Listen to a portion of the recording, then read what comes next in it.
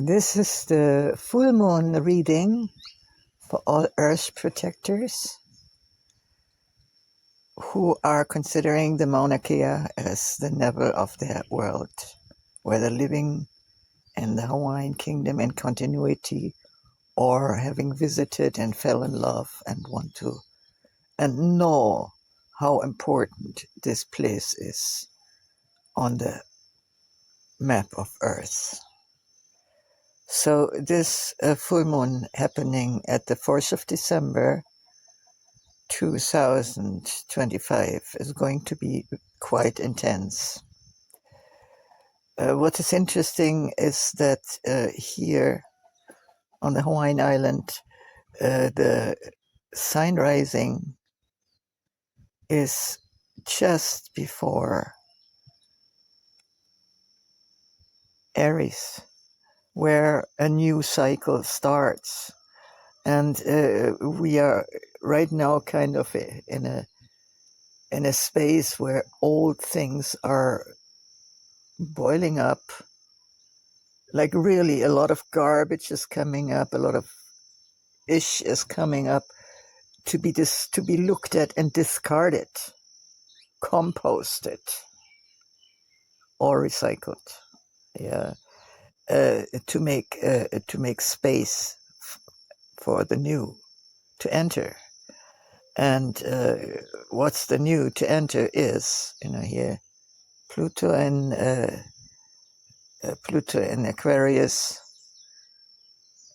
second, third grade degree of Aquarius in the 11th house, which is equivalent to Aquarius. So the 11th house in Aquarius is in charge of the collective of large groups. And here we are searching for, and me, my whole life, the so-called baby boomers, for working for social justice.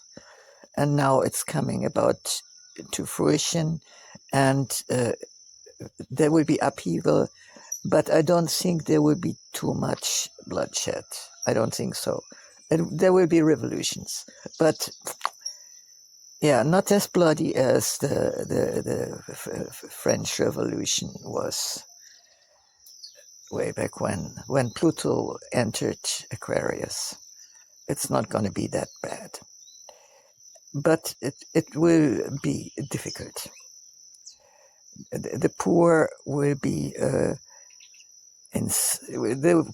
be instigated to turn on each other and make each other's life miserable or kill each other.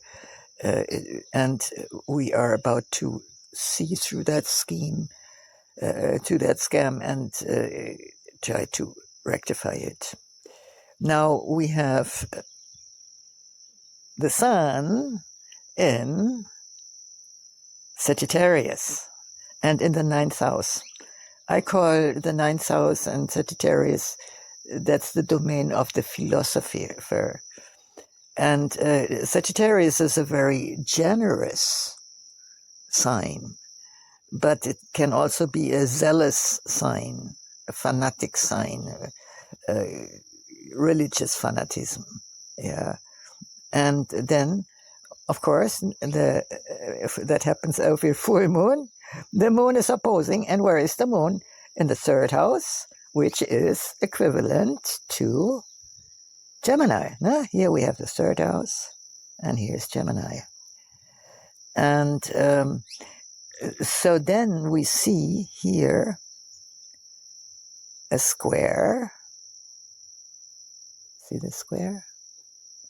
To the karmic aim, which is in Pisces and the 12th house, and also from the moon. Yeah, so we have this. When I said this before over and over again, wherever you see red lines is tension, red lines is conflict, blue lines is where the energy flows very easily. Now this is kind of on top, yeah? On top we have all this tension going on, yeah? And it's a tension about ideology, and it's a tension about facts, because here, Gemini and the third house, which is equivalent to Gemini, is the place that I call the place of the reporter. The reporter has to report facts, not give opinions, not coat his facts or her facts with any kind of ideology or bias of any kind of religious matters that are dividing us, whose church is better than, we had this already. And we see the damage it does. So we have to be confronted with truth. And also the third house, where the moon will be so bright in a couple of days, that's the place of learning. So before we are forming our opinions, philosophies, our unique spiritual belief systems, we have to include the facts. Yeah. But underneath this tension, and there's more tension,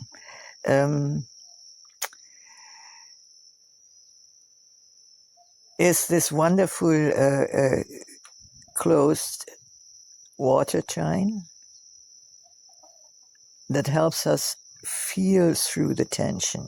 Yeah, it's like we are blindfold, and we are feeling our way through a maze, and in these mazes are traps, and we have to feel our way around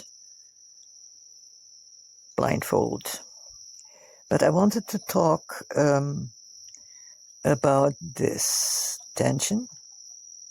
Here is the karmic aim, and it's in Pisces, and it's in the 12th house, and hello, 12th house identical with Pisces. Why is that? Because the sign rising here is just at the very end of Pisces, and then starts a new cycle. That's going to be next year. Next year, something entirely new will start. And we are with this beautiful trine that I will talk about soon. We are feeling our way into this time, and we are feeling what to discard. What do we still need on our journey, but what is just burdening us and make us feel heavy and has to go? And where does it have to go? Yeah, if you recycle something, where do you bring it? Where do you deposit it? So this is all questions.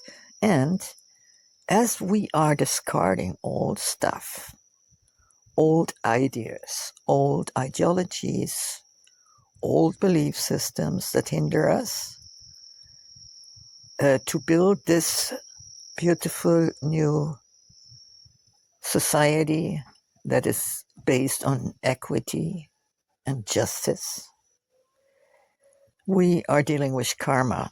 The 12th house is the place where we resolve karma, and the whole Pisces now. Pisces is the end. I've talked about that, being a Pisces myself. So there we have this friction. We want to argue what is right and what is wrong, but we have to look, into the past. How did we get where we are now? And how do we go from there? So things have to be cleared. Now, coming to this feeling triangle. Let me say that, the feeling triangle. So this is pretty persistent. This is going to help us for a long time. And it's in the water. And here we have Mercury is in conjunction.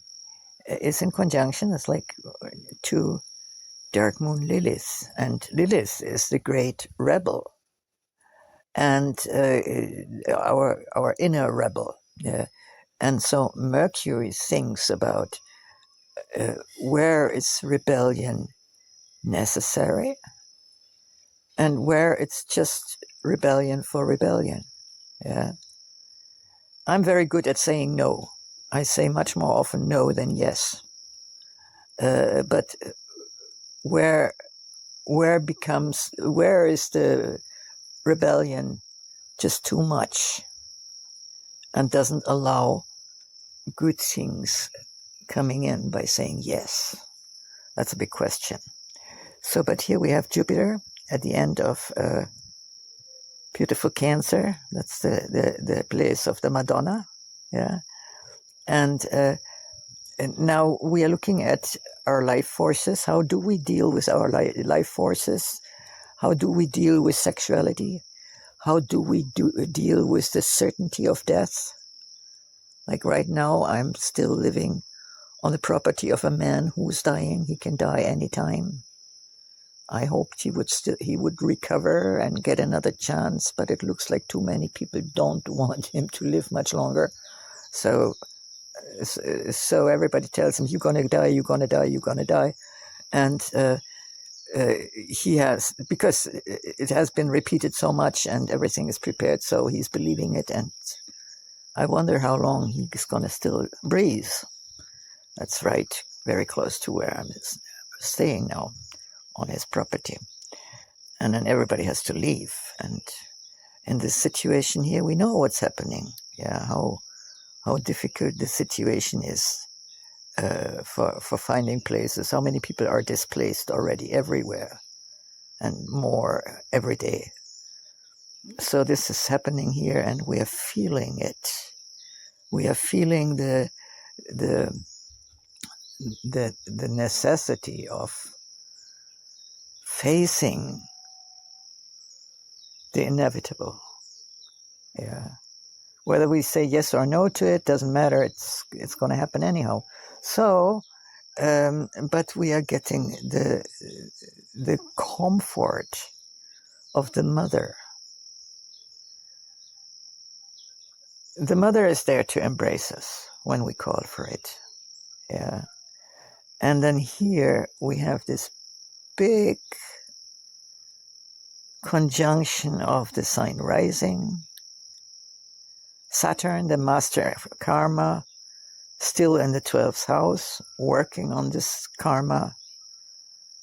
Like, imagine you are cleaning a house, and it's a house in the tropic where it's warm, and so, and you can like splash a whole bucket full of water on the floor and just scrub it, and then just take a broom and take the water out of the house, and so there you clean it. Yeah, you can't do that everywhere, but this is kind of a metaphor of what's happening right now. This huge last cleansing of all that is outdated. It has to be composted. Yeah, it has to be discarded and then composted, and it will become something new. And this is going to happen very soon. This starts next year. But right now we are in this in-between. And so I'm just hoping that the tensions are not becoming too much drama, whether in our private lives or globally. But we feel it all. Now let's look at beautiful Venus. Venus here, and he's a jolly good fellow, Sagittarius. Yeah, that's the jolly good fellow. So Venus is also kind of happy, and she likes to party, and she's generous, and maybe she wants to travel, but she is also opposed by Sedna. So Sedna is in conjunction with Uranus. Uranus, the higher octave of Mercury. And so Uranus already in Gemini, but not yet in the 3rd house. So here it is still very much about land back. Yeah. And Sedna says, okay, read the mythology of Sedna. Sedna is a dwarf planet, but she has a certain story to tell. She was sacrificed as a living woman by her father. Her own father, to save his own life, cut off her finger when she was holding to his boat, and then the fingers became all the fish in the ocean that the human beings in the Arctic are living. Sedna is a Arctic ocean goddess, and she has been deified, and she's telling the story. She's telling the story what it means to be sacrificed by your own father. It's not very pleasant, but she survived it. She's a goddess now. She's eternal, and here we go. She tells the story.